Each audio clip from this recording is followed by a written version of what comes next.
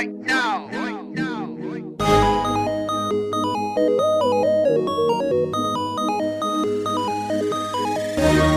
My name is DeVonte and today I'm going to be showing you how to do a taper fade with a razor edge up.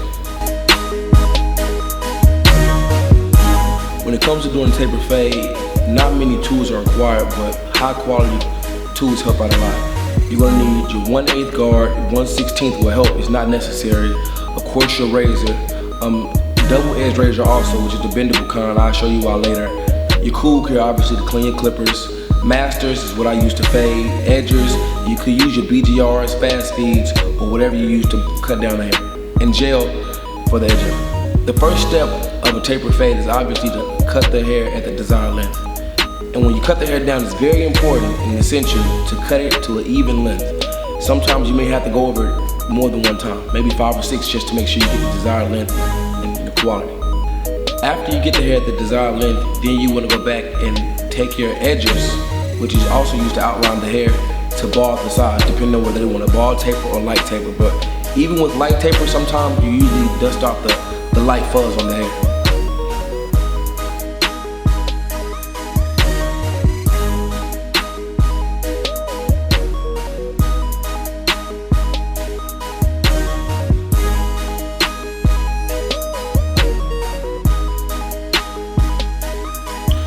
Once you get the hair at the desired length and you bald the sides or you lightly fade each side and the back, you go back with your taper comb and then you pick up the clippers that you want to fade with and you start to blend out the sides or the back, whichever you prefer.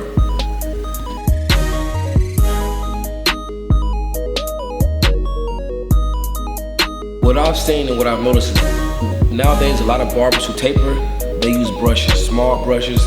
It could be a manicurist brush, but any kind of brush, but the best effect, the best way to get the desired look or the best fade is with the comb. I myself use a brush sometimes, but if you're just now beginning or if you want the crispy, nice look, use a comb. Every few strokes, comb the hair. It's more of a back and forth motion. Brush one, fade one, brush one, fade one. As you continue to fade, you're going to notice that if you're using the Masters by Andes, they have levers, they have each notches on the side. I've been doing it long enough to know them by heart, but you start with the second for the best desired look for myself, you start with the second to lowest, and then you alternate between the two. It's never really consistent motion, but until you get the desired look that you feel. The difference between a good barber and a barber who just cuts for money is you always go for detail. As you taper, look for small things, whether it's bulk or just little, something that you feel. Another small trick that I use when I taper is I take out my camera phone and I either take a picture or take a video. Whenever you take a picture or video of the taper, you will always see something that the naked eye can't catch. So it's just a small tip that I use for myself. Now as I start to taper, like I said, I taper first with my Masters no guard, and I go back with my when I go back with my 1/16 and I feather out the bulk. Now, as you go up higher, you don't want to go higher. That's why I say feather, because you never hold the clipper in one spot. It's more like a feather. You use the comb, the very tip of the comb. You never lay your Masters flat, or any clipper, whether it's fast feeds. Never lay flat because you continue to make it harder for yourself. Once you get to a position to where you feel that the fade is nice, there will always be excess hair. Whenever you're doing clipper over comb cuts, you have finishes. But whenever you're doing a taper or over curly hair, or any other type of hair, you want to use your 1/8 or whatever guard you cut it down with to get the bulk out. Now we move to the edge up. The edge up is the most important part of the haircut. When it comes to the edge up, I use gel, a hot rag, and a blow dryer. Now first I apply the gel. I go back, I put my hot rag, which is clean, in the microwave for 30 to 35 seconds.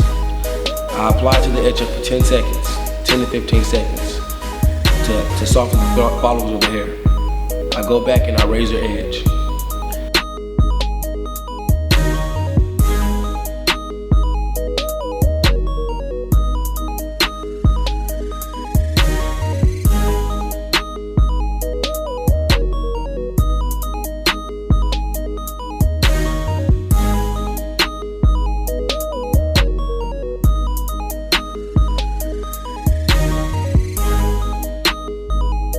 After I razor edge the hair, I go back with my blow dryer to dry the hair and comb over the hairs that I missed with the razor.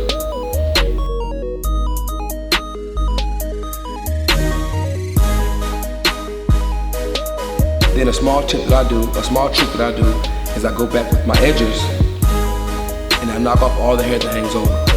After I do that all the way around the edge up, I go back once again with my edger, my razor, and I go back to get all the hair that neither the first razor trip did or the edges did.